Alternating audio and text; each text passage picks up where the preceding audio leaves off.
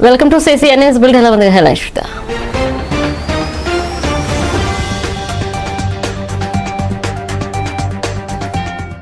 CITU ఆధ్వర్యంలో జనవరి 7న జరిగే చెలో collectorate మరియు కలెక్టరేట్ ముట్టడులను జయప్రదం చేయండి CITU జిల్లా ప్రధాన కార్యదర్శి చీకటి శ్రీనివాసరావు పిలుపు.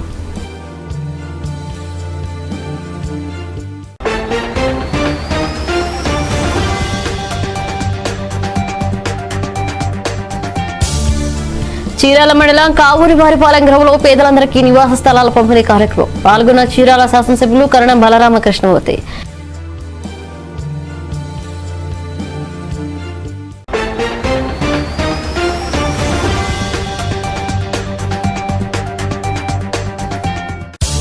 ఇటీవల అనారోగ్యానికి గురైన దేవీ నేతల మాజీ సర్పంచ్ ఒళ్ళు వెంకటేశ్వరరావు నివాసానికి వెళ్లి పరామర్శించిన చీరాల శాసనసభ్యుడు కరణం బలరామకృష్ణమూర్తి.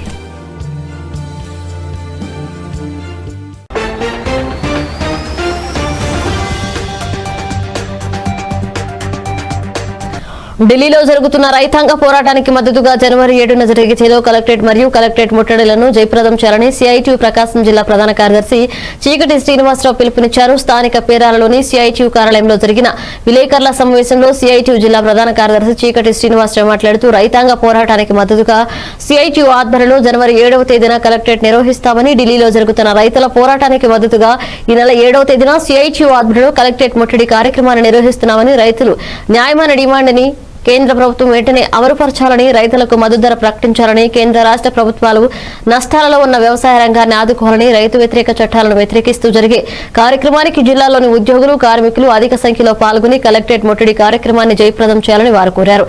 కార్యక్రమంలో M వసంతరావు తదితరులు పాల్గొన్నారు.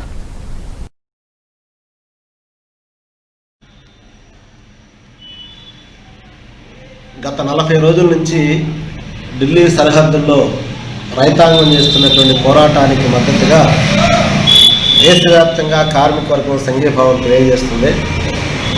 అందులో భాగంగా జనవరి 7వ తేదీన జిల్లా కలెక్టరేట్ ముట్టడి కార్యక్రమాన్ని చేపట్టడం జరిగింది. చీరాల నియోజకవర్గంలో ఉన్నటువంటి ఉద్యోగులు, కార్మికులందరూ కూడా ఈ ముట్టడి కార్యక్రమంలో పాల్గొని విజయవంతం చేయాలని చెప్పేసి కార్మిక వర్గాన్ని పిలుపునిస్తున్నాం. కేంద్రంలో అధికారంలోకి వచ్చినటువంటి నరేంద్ర మోడీ గారు ఈ 2 సంవత్సరాల కాలంలో ప్రత్యేకించి 2020 మార్చిలో లాక్డౌన్ని అమలు చేస్తున్న నేపథ్యంలో కరోనా వ్యాధి దేశవ్యాప్తంగా ప్రజల్ని హతమారుస్తున్నటువంటి నేపథ్యంలో ప్రజలందరినీ ఆదుకోవాల్సినటువంటి బాధ్యత నుంచి పక్కకెళ్ళి ఈరోజు రైతాంగానికి నష్టమైనటువంటి 3 వ్యవసాయ చట్టాలని తీసుకురావడం జరిగింది. కార్మిక వర్గం అనేక సంవత్సరాల నుంచి పోరాడి సాధించుకున్నటువంటి 44 కార్మిక చట్టాలని 4 లేబర్ కోడ్ల కింద మార్చేశారు. అలాగే 2020 విద్యుత్ చట్టాన్ని తీసుకొచ్చి విద్యుత్ రంగంలో పూర్తిగా ప్రైవేటీకరణ చర్యలు చేపట్టారు. కేంద్ర ప్రభుత్వ రంగ సంస్థలు ఏవైతే ఉన్నాయో LIC, బ్యాంకులు, BSNL, పోర్టులు, రైల్వే, రక్షణ రంగ సంస్థలన్నింటినీ కూడా పూర్తిగా ప్రైవేటు వ్యక్తులకు అప్పచెప్పడం కోసం ప్రయత్నం చేస్తూ ఉన్నారు. ఒకవైపున కరోనా నుంచి కాపాడమని చెప్పేసి ప్రజలు కోరుతూ ఉన్నారు. రెండో వైపున ఈ దేశంలో ఉన్నటువంటి సంపదని, ప్రభుత్వ రంగ సంస్థలని, ఈ దేశంలో ఉన్నటువంటి కార్పొరేట్ శక్తులకి, అదాని, అంబానీ లాంటి వాళ్ళకి కట్టబెట్టడానికి నరేంద్ర మోడీ నాయకత్వంలో ఉన్నటువంటి BJP ప్రభుత్వం విశ్వ ప్రయత్నాలు చేస్తుంది. అందులో భాగంగానే గత 40 రోజులుగా దేశవ్యాప్తంగా ఉన్నటువంటి రైతాంగం ఢిల్లీ సరిహద్దుల్లో జోరున వర్షంలో కూడా, ఎముకలు కొరికే చలిలో కూడా రోడ్లనే, ట్రాక్టర్లనే తమ పోరాట వేదికలుగా మార్చుకొని ఈరోజు భారతదేశ చరిత్రలో ఒక చారిత్రాత్మకమైనటువంటి పోరాటం చేస్తూ ఉన్నారు. నరేంద్ర మోడీ గారికి ధైర్యం ఉంటే నేరుగా రైతుల దగ్గరికి వచ్చి రైతులకి ఏ విధంగా ఈ ఉపయోగపడితే చెప్పమని చెప్పి మేము కోరుతా ఉన్నాం. కానీ తప్పుడు ప్రచారం చేసి ఆహార ధాన్యాల ఉత్పత్తిలో కనీస మద్దతు ధర చట్టం చెప్పిన రైతులు అడుగుతూ ఉన్నారు. BJP ఎన్నికల మేనిఫెస్టోలో స్వామినాథన్ కమిటీ సిఫార్సులు అమలు చేస్తామని చెప్పి చెప్తారు. స్వామినాథన్ కమిటీ సిఫార్సులు ఏముంది? ఖర్చు అయినటువంటి దాని మీద 50% అదనంగా పెట్టి కనీస మద్దతు ధర నిర్ణయించమని చెప్పేసి స్వామినాథన్ కమిటీ సిఫార్సులు చెప్తే ఈరోజు BJP ప్రభుత్వం కనీస మద్దతు ధరను చట్ట రూపంలో తీసుకురావడానికి ధైర్యం లేదు. హామీ ఇస్తున్నామని చెప్తున్నారు. అలాగే ఈరోజు ఆహార ధాన్యాలన్నింటినీ, పండించిన పంట ఉత్పత్తులన్నింటినీ మార్కెట్ యార్డుల ద్వారా ఈరోజు రైతులు అమ్మకాలు జరుగుతూ ఉన్నాయి. ఈ మార్కెట్ యార్డులన్నింటినీ కూడా ఎత్తివేస్తారు. ఎత్తివేసి స్వేచ్ఛ మార్కెట్ పేరుతోటి రైతులు ఎక్కడికైనా వెళ్ళి అమ్ముకోవాలనేటటువంటి ఒక పద్ధతిని తీసుకొచ్చి ఈ దేశంలో ఉన్నటువంటి సంపన్న వర్గాలు కార్పొరేట్లు వ్యవసాయం చేసి వాళ్ళు దాచిపెట్టుకోవడానికి కావాల్సిన పద్ధతుల్లో ఈరోజు వ్యవసాయ చట్టాలు తీసుకొచ్చారు. అందుకని దీన్ని రద్దు చేయమని అడుగుతున్నారు. అలాగే నిత్యావసర వస్తువులు ధరలు ఉన్నాయి. నిత్యావసర వస్తువులు ఈరోజు ఇంతవరకే నిల్వ ఉంచాలనేటటువంటి చట్టం ఏదైతే ఉందో ఈ చట్టాన్ని మార్చేసి ఎంతైనా నిల్వ ఉంచుకోండి. ఎవడైనా ఇప్పుడు అక్రమంగా నిల్వ ఉంచితే పోలీసులు లేదా ఎన్ఫోర్స్మెంట్ వచ్చేసి దాడి చేసి కేసులు పెడతారు. కానీ ఈరోజు ఆ కేసులు పెట్టే పరిస్థితి లేదు. ఎవరికి ఇష్టం వచ్చినంత వాడు దాచిపెట్టుకోవచ్చు. మార్కెట్లో కృత్రిమ కొరత సృష్టిస్తారు. ఆ తర్వాత రేట్లు విపరీతంగా పెరుగుతాయి. కేజీ బియ్యం 200 రూపాయలు అమ్మేంత వరకు పెడుతుంది. కాబట్టి ఈ విధంగా ప్రజలకు తినడానికి తిండి కూడా ఉండనటువంటి పరిస్థితిని ఈరోజు ఈ చట్టాల్లో తీసుకొస్తున్నారు. ఉరితాడుగా మారినటువంటి కార్మిక లాభ ఈ రైతు వ్యతిరేక చట్టాలు ఏవైతే ఉన్నాయో ఈ చట్టాలన్నింటినీ సమూలంగా మార్చివేయాలి, రద్దు చేయాలని చెప్పేసి రైతులు కోరుతూ ఉన్నారు. రైతులు కోరుతున్నటువంటి కోరిక న్యాయమైంది. దాన్ని సిఐటి తరఫున కార్మిక సంఘాల తరఫున మేము బలపరుస్తున్నాం. ఉద్యోగులు, కార్మికులు, ఉపాధ్యాయులు, అన్ని తరగతుల ప్రజలు కూడా ఈ పోరాటానికి మద్దతు ఇచ్చి సంఘీభావం తెలియజేస్తున్నారు. గ్రామాల యూనియన్లో, ఫ్యాక్టరీల్లో, రంగాల్లో, సంస్థల్లో రైతుల పోరాటానికి మద్దతుగా ఈరోజు కార్మిక సంఘాలను నిలబడతాయని చెప్పేసి తెలియజేస్తూ అందులో భాగంగానే భారతదేశ వ్యాప్తంగా అన్ని జిల్లా కలెక్టరేట్లని జనవరి 7, 8 తేదీల్లో ముట్టడించేస్తున్నాం. అందువల్ల ఒంగోలులో ప్రకాశం జిల్లా కేంద్రమైనటువంటి ఒంగోలు పట్టణంలో ఈ నెల 7వ తేదీ జరుగుతున్నటువంటి చెలో కలెక్టరేట్ని జిల్లాలో ఉన్నటువంటి ఉద్యోగులు, కార్మికులందరూ కూడా పాల్గొని జయప్రదం చేయాలని చెప్పేసి పిలుపునిస్తున్నాం. నవరత్నాలు పేదలందరికీ ఇళ్లలో భాగంగా నివాస స్థలాల పంపిణీ కార్యక్రమం శనివారం చీరాల మండలం కావూరివారిపాలెం గ్రామంలోని తులసీనగర్ వద్ద జరిగింది. కావూరిపాలెం పంచాయతీకి చెందిన మొత్తం 29 మంది లబ్ధిదారులకు ఇళ్ల పట్టాలు మంజూరయ్యాయి. మంగళవారం జరిగిన ఈ పట్టాల పంపిణీ కార్యక్రమంలో చీరాల శాసనసభ్యులు కరణం బలరామకృష్ణమూర్తి ముఖ్య అతిథిగా పాల్గొని లబ్ధిదారులకు పట్టాలను పంపిణీ చేశారు. సందర్భంగా ఆయన లబ్ధిదారులతో ముఖాముఖి నిర్వహించి వారి సమస్యలను అడిగి తెలుసుకున్నారు. కొంతమంది మహిళలు తమకున్న సమస్యలను శాసనసభ్యుల దృష్టికి తీసుకురాగా సంబంధిత అధికారులు పిలిపించి సమస్యను పరిష్కరించ ఆదేశించారు. సందర్భంగా ఆయన మాట్లాడుతూ పట్టాలు పంపిణీ చేస్తున్న ఈ స్థలాన్ని అన్ని విధాలుగా అభివృద్ధి చేస్తారని అన్నారు. ఈ కార్యక్రమంలో చీరాల వైసీపీ ఇన్ఛార్జ్ కరణం వెంకటేష్, మాజీ మంత్రి డాక్టర్ పాలెటి రామారావు, వైఎస్ఆర్సీపీ రాష్ట్ర కార్యదర్శి వారికుటి అమృతపాణి తదితరులు పాల్గొన్నారు.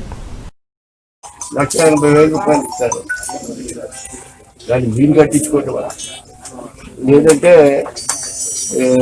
ఏదన్నా ఏజెన్సీ నచ్చిన కట్టించుకోవటం. అదేవిధంగా గవర్నమెంట్ మీరే చూడండి, మాకు కష్టం అవుతుంది చెప్పని మీరందరూ కలిసి కనుక అంటే గవర్నమెంట్ ఈ మూడిట్లో మీరు నిర్ణయం చేసుకోవాలి.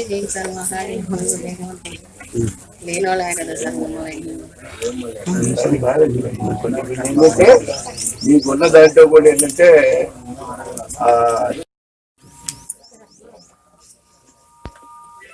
ఏ పెన్షన్ రాశారు?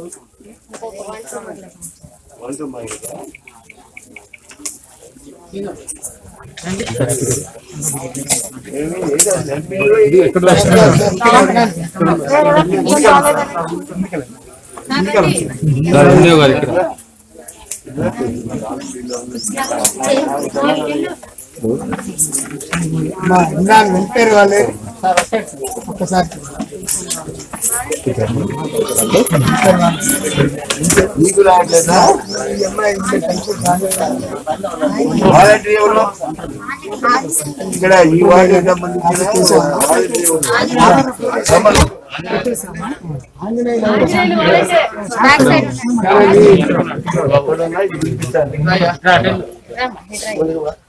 వంటల బాయిల కింద పెన్షన్ పెట్టారు సార్. అది ప్రాసెస్ అంతా అయింది సార్. గవర్నమెంట్ నుంచి మనకు పంపించారు. అన్ని కంప్లీట్ అయింది.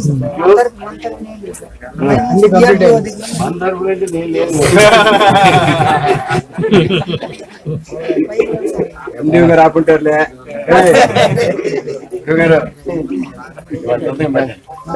ఆపలేదు సార్, పంపించారు.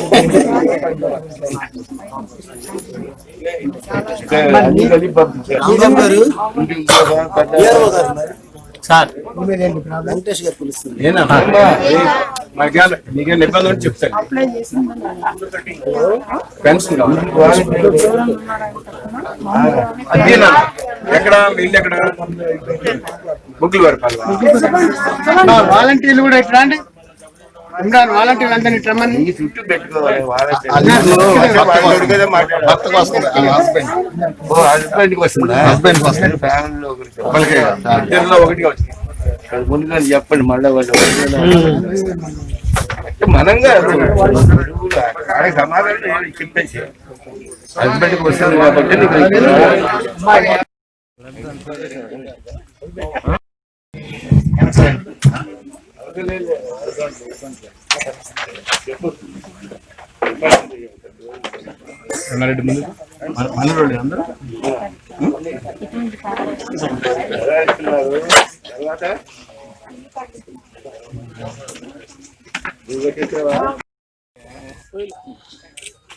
ఓకే సార్ ఇటు చూడండి సార్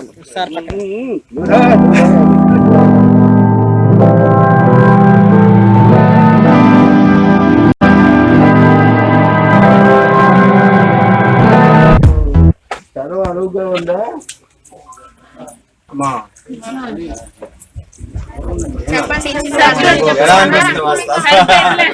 డౌన్గా ఉందనిపిస్తుందా ఏంటి? వాడికైనా చెప్పాలి ఎల్బిసి చెప్పాలి అమ్మా సార్ కొంచెం ఎదురు వస్తున్నట్టు మేము చెల్లమొట్ల మాధవన్ సార్ ముందుకు రమ్మను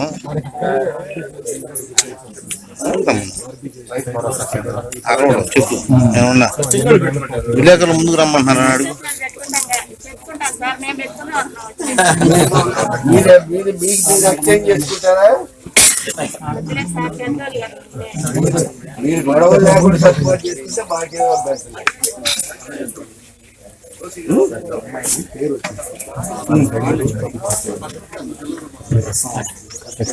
శ్రీకాంత్ గారు తప్పడి ఉన్నట్టు పేరు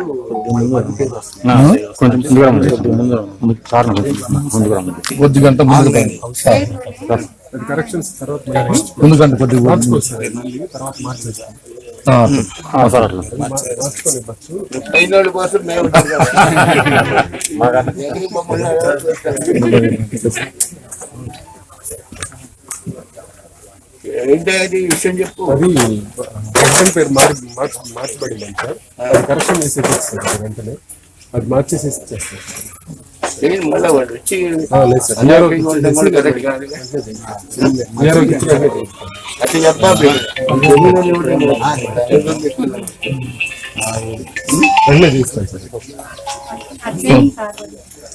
అదే చెప్తాను అది వెంటనే అది మార్చి తీసి పేరు పొరపాటు పడింది. లేదు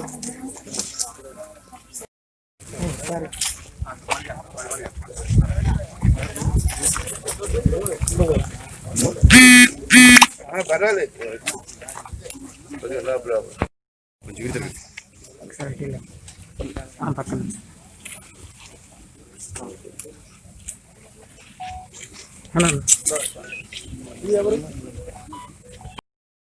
ఎన్ని వస్తాయి? ఎంతమందికి వస్తుంది ఇది? 29.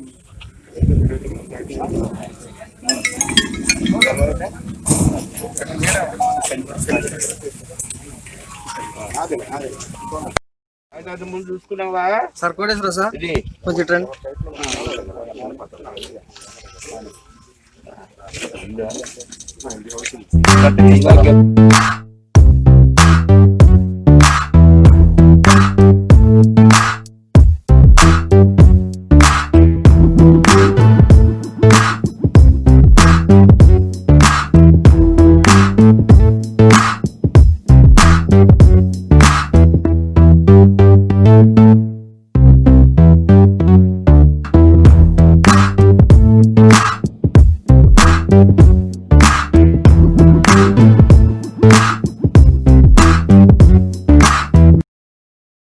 ఇటీవల అనారోగ్యానికి గురైన దేవీ నేతల మాజీ సర్పంచ్ ఒళ్ళు వెంకటేశ్వర్లను ఆయన నివాసానికి వెళ్లి పరామర్శించారు చీరాల శాసనసభ్యులు కరణం బలరామకృష్ణమూర్తి. దేవీ నూతన మాజీ సర్పంచ్ ఒళ్ళు వెంకటేశ్వర్లు అనారోగ్యానికి గురయ్యారు. ఆయన ఆసుపత్రిలో చికిత్స పొంది ఇటీవల తిరిగి ఇంటికి వచ్చారు. చీరాల శాసనసభ్యులు కరణం బలరామకృష్ణమూర్తి ఆయన ఇంటికి వెళ్లి పరామర్శించారు. అధైర్యపడవద్దని, అన్ని విషయాలలో అండగా ఉంటానని, ధైర్యంగా ఉండి త్వరలో కోలుకుని తిరిగి పార్టీ కార్యక్రమాల్లో చురుగ్గా పాల్గొనాలని ధైర్యాన్ని చెప్పారు. కార్యక్రమంలో చీరాల వైఎస్ఆర్సీపీ ఇన్ఛార్జ్ కరణం వెంకటేష్, మాజీ మంత్రి డాక్టర్ పాలెటి రామారావు తదితరులు పాల్గొన్నారు.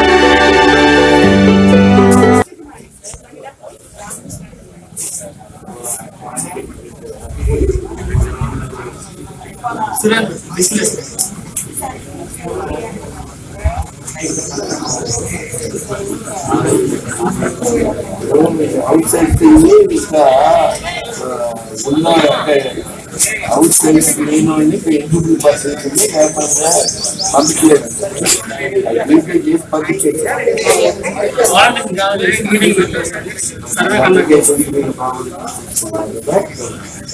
పంపించేసారు కొన్ని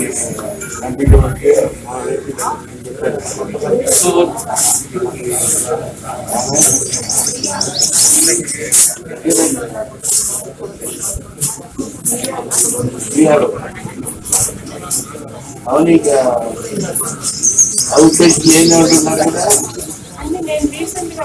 పర్వాలేదు ఉద్యోగం అదే కదా ఎలా ఉంటున్నారు కానీ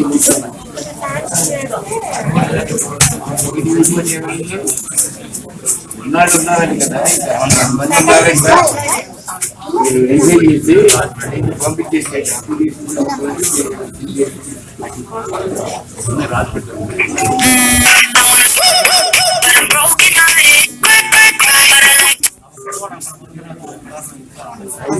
ఉన్నాయో చూడండి.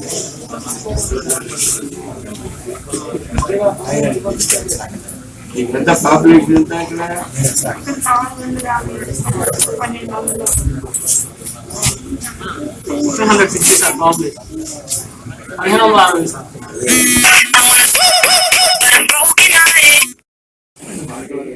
పచ్చలవారిపాలెం కొత్తపాలెం యూత్లో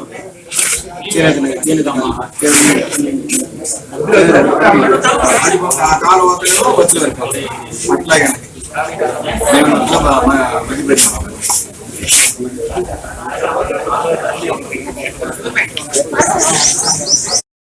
కావూరివారిపాలెం పంచాయతీలోని నక్కలవారిపాలెంలో దేవినూతల రోడ్డును పరిశీలించారు చీరాల శాసనసభ్యుడు కరణం బలరామకృష్ణమూర్తి. కావూరివారిపాలెం పంచాయతీలోని నక్కలవారిపాలెం నుండి దేవినూతల వెళ్లే రోడ్డును చీరాల శాసనసభ్యుడు కరణం బలరామకృష్ణమూర్తి మంగళవారం పరిశీలించారు. ఈ సందర్భంగా ఆయన రోడ్డుకు ఇరువైపులా ఉన్న చిల్ల చెట్లను పరిశీలించి వాటిని వెంటనే తొలగించవలసిందిగా అధికారులను ఆదేశించారు. నూతన రోడ్డు నిర్మాణం చేపట్టాలని స్థానికులు శాసనసభ్యుల దృష్టికి తమ సమస్యను తీసుకొచ్చారు. అనంతరం నక్కవారిపాలెంలో చెందిన బడుగు వెంకటేశ్వర్లు అనారోగ్యంతో ఉన్నారని తెలుసుకుని వారి ఇంటికి వెళ్లి ఆయన పరామర్శించారు.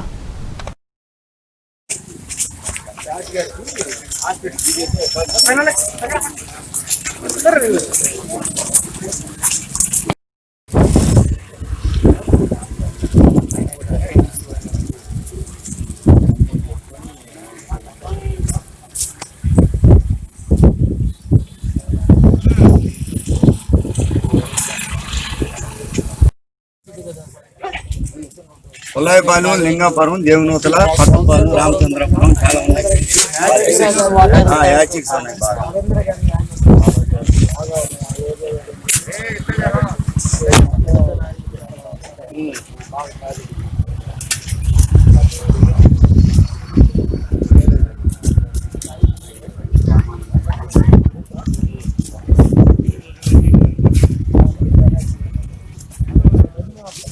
ఇక్కడ బాగా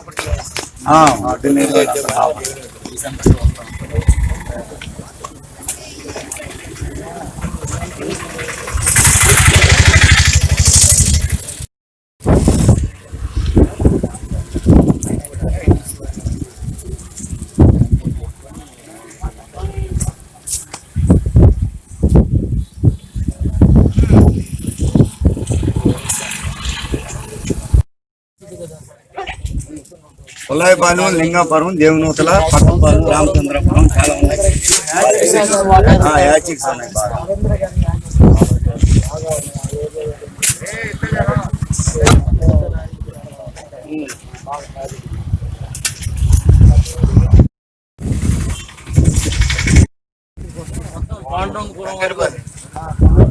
వాటర్ చెరువు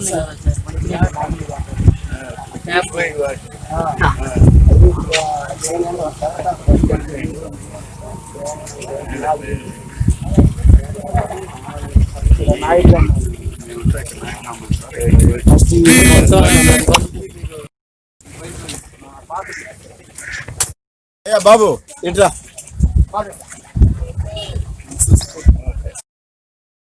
తమకు వెళ్లేందుకు తమకు అనుమతులు ఇచ్చినట్లే ఇచ్చి మార్గం మధ్యలో ఎన్నో ఇబ్బందులు పెట్టారని టీడీపీ అధినేత చంద్రబాబు మండిపడ్డారు. రామతీర్థంలో దారుణ ఘటన జరిగిన తర్వాత రాష్ట్ర ప్రభుత్వం పట్టించుకోలేదని, తాము పర్యటన చేపట్టిన తర్వాత ప్రభుత్వంలో భయం ప్రారంభమైందని అన్నారు.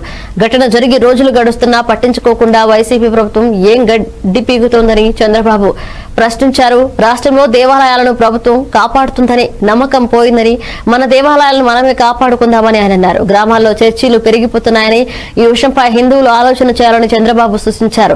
రాష్ట్రంలో మత మార్పిడులు పెరిగిపోయాయని అన్నారు. కులాలకు మతాలకు అతీతంగా పాలన సాగిస్తారని ముఖ్యమంత్రి జగన్ ప్రమాణం చేశారని, ఆ విషయాన్ని ఆయన గుర్తుంచుకోవాలని చెప్పారు చంద్రబాబు. ఇష్టానుసారంగా బెదిరించి అతన్ని చేశారు. కనీసం హోందాతనం ఉందా ఈ ముఖ్యమంత్రికి?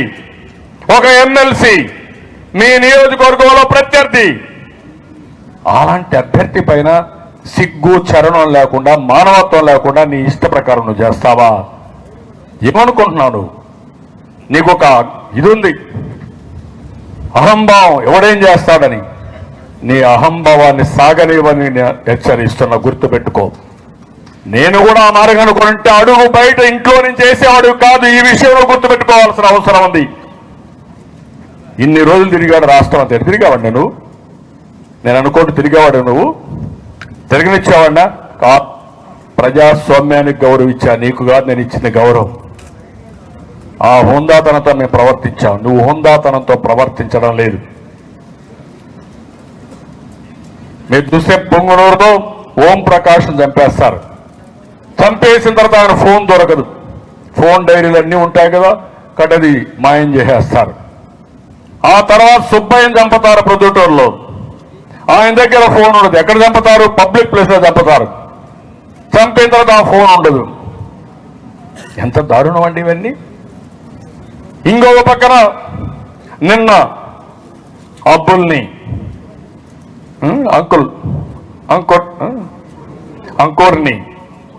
అంకుల్ని చాలా నీచంగా చంపేశారు. 3 ఏళ్ల కేసీఆర్ ముఖ్యమంత్రి అని తెలంగాణ రాష్ట్ర బీజేపీ అధ్యక్షుడు బండి సంజయ్ అన్నారు. మంత్రి కేసీఆర్ కు ముఖ్యమంత్రి పగ్గాలు ఇవ్వరని వ్యాఖ్యానించారు. ముఖ్యమంత్రి మార్పు అనేది కేవలం మీడియా లీక్ లో భాగంగా ప్రచారం మాత్రమేనని అన్నారు. కాగా బండి వరంగల్ టూర్ లో భాగంగా ఈ వ్యాఖ్యలు చేశారు. జనగాంలో ఆయనకు పార్టీ శ్రేణులు ఘన స్వాగతం పలికారు. ఈ సందర్భంగా పార్టీ కార్యకర్తలను ఉద్దేశించి మాట్లాడారు. రాష్ట్రంలో చాలా మంది ప్రజా ప్రతినిధులు రానున్న రోజుల్లో బీజేపీలో చేరతారని అన్నారు. ఏ ఎన్నికలు జరిగినా ఇకపై బీజేపీ గెలుస్తుందని తెలిపారు. లీక్ చేస్తారు, పేపర్లో లీక్ చేస్తారు. లీక్ చేస్తే మీరు ఎట్లా బ్రేకింగ్ పెడతారు?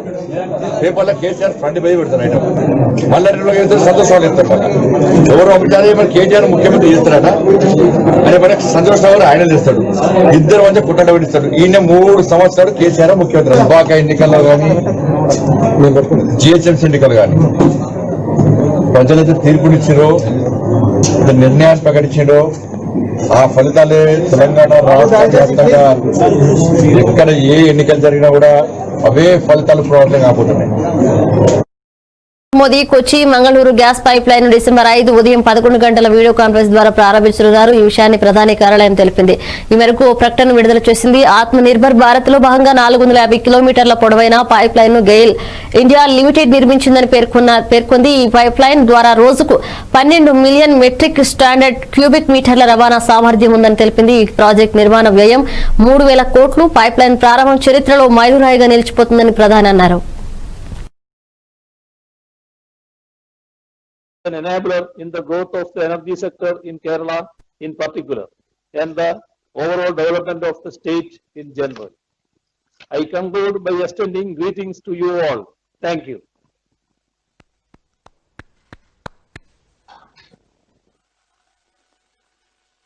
कोची मंगलुरु प्राकृतिक गैस पाइपलाइन के बारे में जानकारी देने के लिए एक लघु फिल्म तैयार की गई है। निवेदन है कि ये फिल्म चलाई जाए।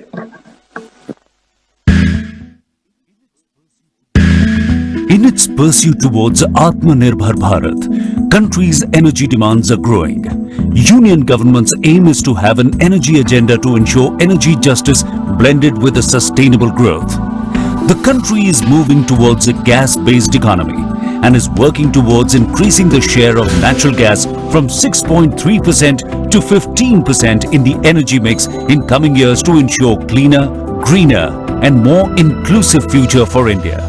सरकार गैस बेस्ड इकोनॉमी के सभी आयामों पर ध्यान दे रही है। देश में गैस इंफ्रास्ट्रक्चर को मजबूत करने के लिए एलएनजी टर्मिनल्स की संख्या बढ़ाने, नेशन वाइड गैस ग्रिड और सिटी गैस डिस्ट्रीब्यूशन नेटवर्क पर एक साथ काम किया जा रहा है। We are witnessing a quantum leap in this saga of natural gas. Kochi, the port town of Kerala, is now being connected with Mangaluru, another port city in Karnataka.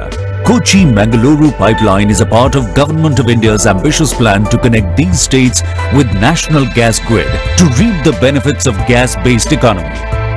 This 450-kilometer long pipeline is designed to transport 12 million metric standard cubic meters per day of natural gas and is laid at a cost of rupees 3,000 crore. The LNG imported at Kochi is regasified to provide the state of Kerala and coastal Karnataka uninterrupted clean energy and affordable fuel. Households and commercial units would be served with piped natural gas and transport sector across 10 districts. This will improve air quality of the cities.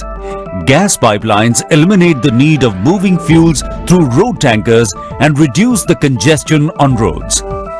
The pipeline offers clean industrial fuel and feedstock for the petrochemical and fertilizer sectors and provides an opportunity for multiple gas-based industries to emerge, thus creating innumerable direct and indirect job opportunities. The pipeline project itself created over 12 lakh man-days of employment during the construction.